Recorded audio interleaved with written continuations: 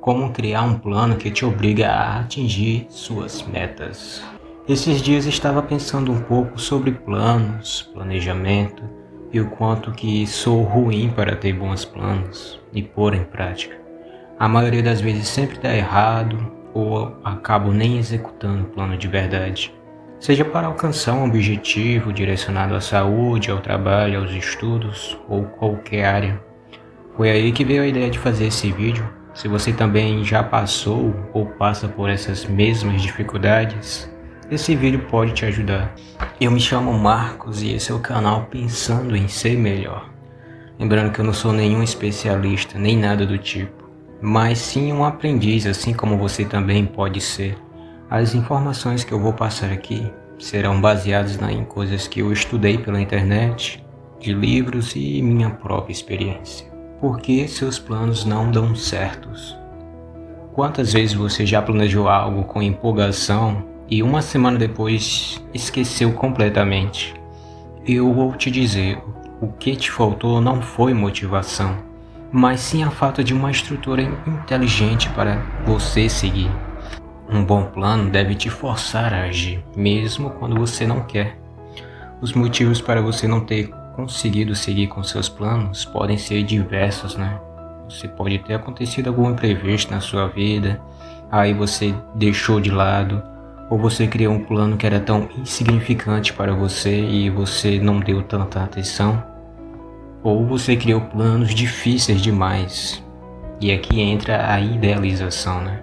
No mundo das ideias, tudo é perfeito, tudo pode ser possível.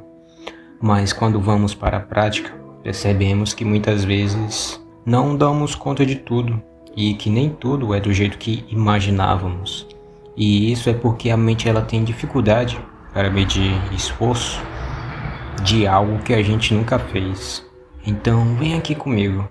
Imagine uma pessoa que nunca treinou, que nunca fez dieta. Aí do nada ela cria um plano que vai treinar 6 dias por semana e que vai fazer uma dieta muito restrita. É óbvio que ela não vai aguentar, que não vai dar certo. Ela deveria ter um pensamento do tipo, não, se é algo que eu nunca fiz, então eu vou com calma, vou aos poucos. E aqui é o primeiro ponto, né? A idealização. Cuidado para você não criar planos difíceis demais de cumprir. E como fazer para ter planos mais pé no chão, né? Mais realistas. Aqui você precisa de autoconhecimento, de um certo feeling, de você mesmo ter uma noção de suas próprias capacidades. E eu disse que pode ter inúmeros motivos para os seus planos não darem certo. Mas para esse vídeo não se estender muito, eu vou citar somente mais 2 pontos que são bastante comuns. O primeiro deles é a comparação. Você pode ter estruturado o seu plano com base no que você viu aí na internet sobre a vida de outra pessoa. Fulano estuda em tal horário, com tal quantidade de horas. E você vai lá e quer estudar no mesmo horário. Cicrano tem uma rotina matinal desse jeito. E você vai lá e quer ter a rotina igual daquela pessoa. Não, você não é ela, você não tem a vida dela, você tem a sua vida. Tem que criar um plano com base na sua vida, de acordo com a sua realidade. Propósito claro, né? Você pode não ter tido um objetivo forte o suficiente. O que acaba é que você começa algo e no final não dá continuidade. Porque aquilo com o tempo acaba não sendo tão relevante para você. Não tem um propósito para a sua vida. O que acontece é que você esquece, deixa de lado e não acompanha. Estratégias que podem melhorar o seu planejamento. Plano alinhado com sua vida, objetivos de vida e clareza. Aqui é bem clichê, mas que é muito verdade. Você tem que ter um objetivo claro de onde você quer chegar. O que é esperado, o prazo, cada detalhe importa. Porque te dá clareza sobre o que você deve fazer. Muita gente quer mudar de vida, resolver problemas X ou Y, mas elas não têm clareza de fato. Imagine o seguinte, uma pessoa quer criar um plano para a leitura. Ela quer virar uma pessoa que lê livros. Tá, mas por que ela quer isso? Porque fulano falou na internet que é bom, porque me disseram que eu deveria fazer isso. Tá, mas o que você pretende ganhar com isso? O que isso vai mudar na sua vida? Isso é uma coisa que você quer ou precisa agora, ou foi influenciado por outra pessoa? As pessoas não param para pensar sobre isso. Às vezes elas criam objetivos, metas, coisas que desejam alcançar, com base no que os outros falaram para ela fazer. Que não tem nada de errado, né, se você gostar de seguir por aquele caminho. Mas, se não, você precisa criar um plano com base naquilo que você quer ou precisa para a sua vida. E sobre clareza, né? Quando eu falo de ter clareza, eu não estou dizendo simplesmente de saber o que quer. Tipo, eu quero ganhar massa muscular ou eu quero ficar em forma. Isso é superficial demais. Clareza é você entender o que isso realmente significa na prática. É olhar para aquilo e se perguntar: eu me imagino vivendo essa rotina? Eu estou disposto a pagar o preço que isso exige? Por que eu quero isso de verdade? Como eu espero me sentir quando eu chegar lá? Porque sem essas respostas, o que a gente faz é se jogar no escuro. A gente cria um plano, mas não tem mapa nem direção. É tipo entrar no mar agitado sem bote, sem remo, sem direção. Ter clareza é como acender uma lanterna. De repente você começa a ver o que está te impedindo, o que você precisa melhorar e o que realmente faz sentido para você. Saiba como hábitos são criados. Inclusive eu fiz um vídeo sobre hábitos, se você quiser dar uma olhada lá. Mas por que digo que saber isso é importante? Porque provavelmente no seu planejamento terá coisas que você irá fazer todos os dias ou em alguns dias da semana.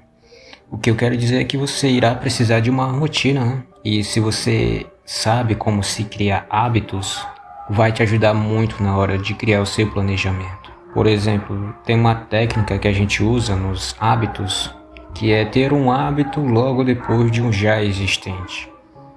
Um exemplo seria, você todos os dias vai ao banheiro, se arruma, escova os dentes e tem o café da manhã. Você poderia adicionar um hábito logo depois do café da manhã. Sei lá, tipo, todo dia depois do café da manhã eu vou ler o livro tal durante 30 minutos. Sabendo como se criar hábitos te ajuda muito na criação do seu planejamento.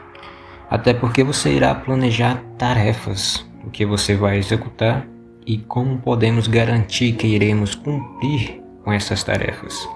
Um caminho é a criação de hábitos. Quebre em pequenos marcos e acompanhe o seu planejamento. Este ponto vai depender de o quão complexo é o seu plano ou objetivo. Quanto maior for, melhor será se você quebrar este plano em pequenos pedaços. E eu vou usar um exemplo de um programador para falar sobre isso. Você não precisa entender nada de programação para entender a ideia que eu vou te passar. Mas vamos assim. Quando um programador recebe um projeto grande, tipo criar um sistema de controle financeiro, ele não vai abrir o programa e começar a codificar tudo de uma vez. Isso seria ele dar um tiro no próprio pé. Então, o que ele faz é dividir o projeto em partes menores, chamada de funcionalidades. Tem um login do usuário, tela de cadastro, relatórios, e cada funcionalidade é quebrada em pedaços ainda menores. Criar um botão, validar o formulário, porque isso é importante, né? O cérebro e o código não aguentam lidar com algo gigante e indefinido. Quando você divide, você reduz a carga mental, ganha clareza sobre o que fazer primeiro, cria marcos de progresso, você enxerga o avanço que você tem e evita a paralisia por complexidade, né? Aquela famosa procrastinação. Quando a gente vê algo assim muito complexo, muito difícil, a gente tende a procrastinar, né? E a mesma lógica se aplica para a nossa vida, para a nossa vida pessoal. Dependendo do tamanho do seu projeto, é interessante que você quebre em partes menores. Tem projetos pequenos que eu não acho que seja preciso não, mas se for algo maior, é preciso sim. Inclusive tem até um princípio psicológico chamado redução de carga cognitiva. O cérebro ele só consegue processar uma quantidade limitada de informação antes de travar. Quando você quebra uma meta em passos pequenos, você engana o cérebro a continuar. Então, um exemplo básico seria uma pessoa que ela quer ler mais livros, né? O plano quebrado, né, que ela poderia fazer seria escolher um livro por vez, depois definir um horário fixo, por exemplo, às 20 horas da noite, ler 10 páginas por dia, depois marcar o progresso em um app ou caderno, depois fazer um resumo de cada capítulo. E quanto a progresso, né, de você acompanhar o seu planejamento, eu digo para você procurar um meio para você acompanhar se está seguindo com o plano. Onde você vai acompanhar? É numa planilha, numa agenda? Você vai ter um caderno só para isso? O que importa é algo que funcione para você. E por que acompanhar o seu progresso é importante, né? Duas coisas. Primeiro, ele te mostra se você está seguindo com o plano, porque se você depender só da sua memória, muita coisa você vai esquecer. E outro ponto sobre o sentimento de progresso, que te causa algo bom. Quando você percebe que está evoluindo, que está chegando em algum lugar, isso te dá motivação para continuar e fazer melhor da próxima vez, da próxima, na próxima e na próxima. O ambiente importa e muito. Eu também vou falar um pouco sobre motivação. Cara, aqui você já deve ter ouvido muito por aí, né? Que você é a média das 5 pessoas que mais convivem. E o que isso quer dizer? Que o meio que a gente estamos inseridos influencia muito no nosso comportamento. Se você anda com pessoas que se preocupam com estudo, com saúde, com trabalho, a tendência é que você também dê mais prioridade para estes pontos. Se você anda com pessoas que gostam de jogar videogame, de assistir séries, filmes, a tendência é que você também goste disso, né? E por que isso é importante para o nosso planejamento? Porque você vai planejar o meio ao qual você vai se colocar. Eu quero começar a treinar. É interessante que você tenha um amigo que também treine com você, que converse sobre dieta, treino, saúde. Às vezes apenas um amigo já faz muita diferença. Claro que, se possível, encontre um grupo. Para qualquer coisa que você for começar a fazer, é interessante que você encontre pessoas alinhadas com essas mesmas coisas. E quando falo de ambiente, né, não são só pessoas, mas também o conteúdo que você consome na internet. Livros que você lê, perfis que você segue no Instagram ou em outro canto. Tudo isso te influencia e faz diferença para você alcançar os seus objetivos. Eu, por exemplo, estou nesse negócio de YouTube há pouco tempo. Só comecei a produzir mais conteúdo por agora. Mas no começo eu ficava escutando esse pessoal que ensina sobre como crescer no YouTube. Estudava vídeos, via lives no YouTube. E tudo aquilo me introduzia nesse mundo, me motivava. Tudo isso me ajudou e me ajuda a continuar nesse caminho. Claro que como criador de conteúdo eu ainda preciso, eu ainda tenho muito a melhorar. E sobre motivação, eu vou tentar ser o mais breve sobre isso, não me aprofundar muito, mas motivação, o pessoal ainda tem um certo desentendimento por aí, que penso que você está motivado é você ter aquela euforia, né, de estar muito animado para produzir, estudar, trabalhar, sendo que não. A pessoa pode estar desanimada, triste e muito motivada. O que acontece é que motivação, como o próprio nome diz, é um motivo para a ação. Você tem que ter um motivo muito forte para agir. É você lembrar o porquê daquilo que está fazendo. Por exemplo, você às vezes está em um emprego ruim, que não gosta, mas ainda assim você vai trabalhar todos os dias. E por quê? Porque você tem as contas no final do mês para pagar. Tem o aluguel, a água, a comida. Isso é o que te motiva a trabalhar, mesmo que você esteja sem vontade. Agora, como podemos trazer isso para a criação dos nossos planos? O que pode melhorar a sua motivação é você tentar encontrar um motivo muito forte para você e tentar deixar ele exposto de alguma maneira. Como assim? É meio como se fosse um gatilho, né? Você vê algo ou escuta algo e lembra do motivo de você estar fazendo aquilo. Então, sei lá, você quer perder peso, quer emagrecer, quer se sentir bem consigo mesmo. Eu, no começo, né, quando eu era acima do peso, eu ficava vendo aqueles vídeos de antes e depois na internet, né? De que o cara começou a treinar, aí 2 anos depois tem lá uma pessoa totalmente diferente, né? E eu ficava vendo aqueles vídeos e eu queria ter o resultado, e eu queria ter o resultado deles, né? Que eles tiveram. Claro que é preciso ter um pouco de cuidado, né, com esse negócio de comparação, porque cada pessoa é diferente. Mas aquilo me motivava a querer treinar. No começo foi bem difícil, mas com o tempo eu fui gostando cada vez mais de treinar. Então, encontre algo que seja um gatilho para você. É um vídeo, uma foto, uma mensagem. E eu vou te dizer que é algo que tem mudado para mim sobre como eu enxergo motivação. É o seguinte, isso pode mudar a sua vida. Mas vamos pegar de novo esse exemplo da pessoa que quer perder peso. Você já parou para pensar o quanto que a vida dela iria mudar se ela conseguisse alcançar isso? Como é que ela iria se sentir? Como seria a vida dela? Quais os benefícios que isso iria trazer para ela? Não é só perder peso.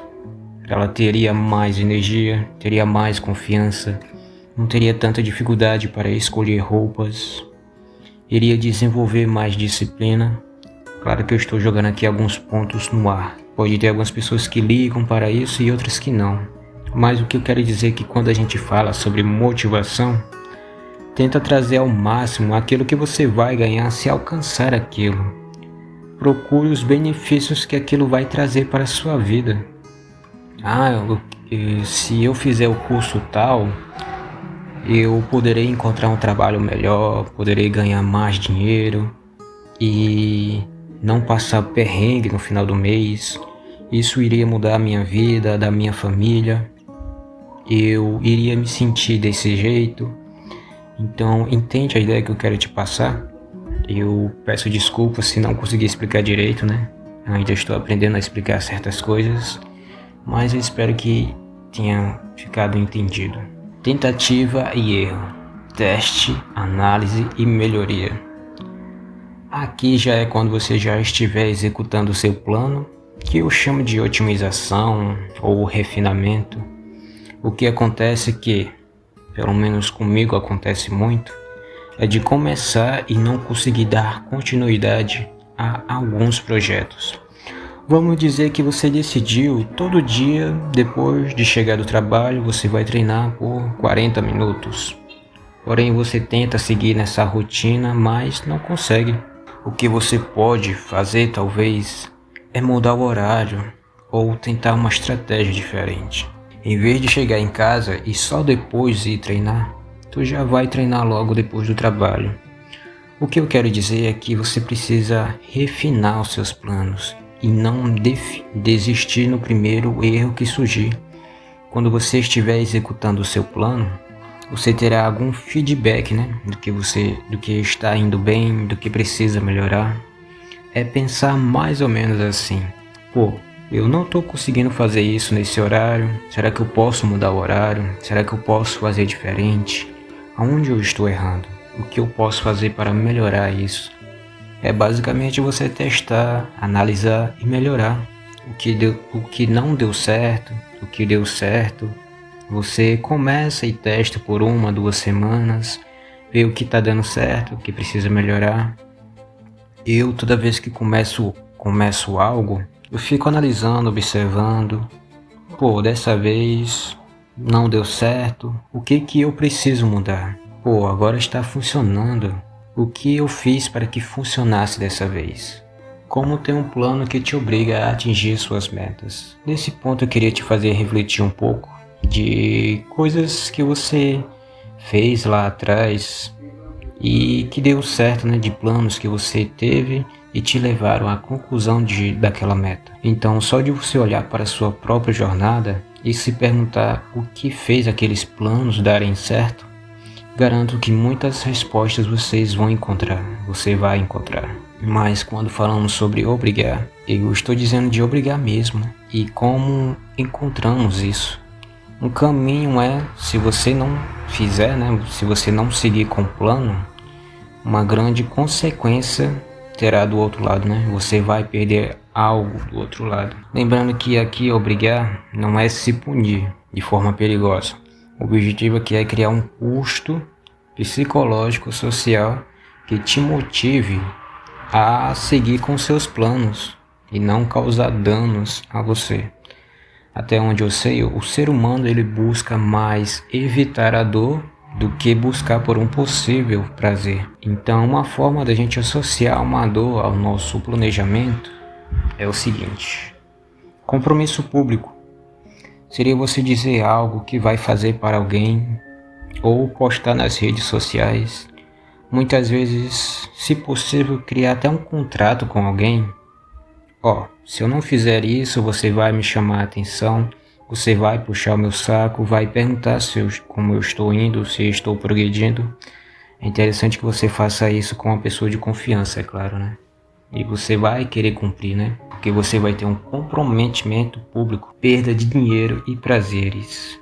Aqui de novo seria, se você não cumprir, você vai lá e doa uma parte do seu dinheiro para uma instituição que você não apoia. Ou, sei lá, tem casais por aí que o cara não gosta de dar dinheiro à esposa, Aí você poderia usar a mesma lógica. Se eu não fizer, terei que dar R$200 para minha esposa, para alguém, para um amigo, um colega. Prazeres. Isso pode funcionar ou não, mas é que se você não fizer, você não irá fazer algo que goste muito, Tipo assistir TV, jogar videogame, sair no final de semana. Só que aqui você precisa se policiar que vai cumprir com aquilo, saca? Aqui o que importa é você encontrar algo que te motive, algo que você queira evitar. E vai muito de cada um. Às vezes o que pode funcionar para um não funciona para o outro. Você precisa encontrar algo que funcione para você. A aversão à perda. O ser humano evita dor com muito mais força do que busca prazer. E é por isso que às vezes imaginar o que você pode perder é muito mais poderoso do que sonhar com aquilo que você pode ganhar. Então tenta fazer esse exercício agora. Imagina o que aconteceria se você não mudasse nada. Imagina acordar daqui a 1 ano e perceber que está exatamente no mesmo lugar. Que continuou cansado, frustrado, se sentindo que poderia ter sido mais.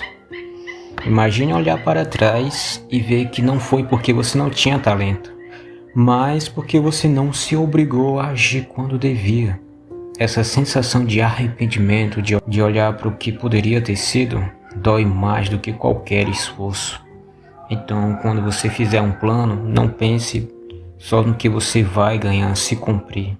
Pense no que você vai perder se desistir. Você poderia até listar e deixar em um local visível para você lembrar todos os dias. Porque se a dor de ficar parado não for maior do que o desconforto de agir, você nunca se move. Então, alguns exemplos básicos seria: se você não cuidar da sua saúde agora, talvez daqui a 5 anos você não tenha energia para brincar com seus filhos. Se você não começar a estudar hoje, talvez perca a chance de trabalhar com algo que ame. Se você não investir em você, talvez você viva sempre dependendo da sorte. Torne o fracasso visível. A maioria das pessoas falha em silêncio. Quando ninguém vê, é fácil justificar. Hoje não deu tempo, amanhã eu começo de novo. E assim o erro se repete, porque ele não dói o bastante. Mas quando o fracasso se torna visível, ele ganha peso. Por exemplo, imagine ter um quarto na parede, onde cada dia cumprido no seu plano, você marca com um X. E no dia que falhar, você deixa em branco. No começo pode parecer bobo, mas com o tempo, aquele vazio começa a te incomodar. Ele te olha e te lembra que você quebrou a sequência. Você não vai querer falhar de novo. Outra forma simples é escrever no papel o que eu prometi e não cumpri e deixar visível no quarto ou na mesa do trabalho. Ver aquilo todo dia é desconfortável, mas é justamente esse desconforto que te mantém alerta, porque quando o erro fica escondido, ele cresce, mas quando o erro é exposto, você sente o peso. E é esse peso que te empurra a fazer diferente da próxima vez. Para terminar, o que eu queria dizer é que tudo bem se der errado, né? Esteja disposto a recomeçar. Cuidado com o sentimento de culpa e arrependimento profundo. Se falhar, está tudo bem. Você é humano. O que importa de verdade é ver onde você errou e o que pode ser melhorado. Lembrando que você não precisa seguir todos esses passos, mas sim aqueles que funcionar para você.